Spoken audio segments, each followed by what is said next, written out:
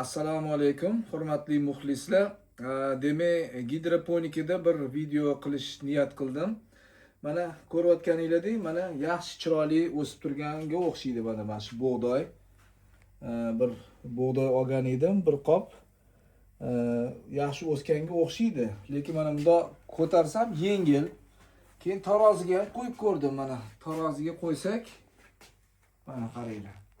Mana 2 kilo ekilgan bug'da 12 kilo chiqish kerak edi.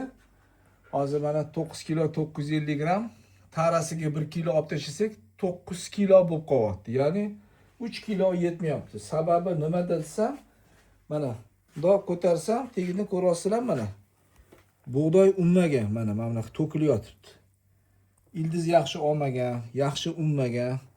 Ya'ni aytmoqchi bo'layotgan narsam shuki, golada men bir narsa o'xshata olmayapmanmi, yaxshi sug'armayapmanmi yo temperatura sabab deb o'zinglar qiynamanglar. Golada bug'doy ham yaxshi emas bug'doy uchrab qoladi.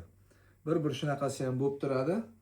Endi bu bug'doy tugaguncha ishlatib yuboramiz yoki qo'yib qo'ylarga berib yuboramiz. Boshqa bug'doy sotib olish kerak bo'ladi, yaxshi unadigan. Mana shunaqa gaplar hayotda shunaqasi ham bo'lib turadi.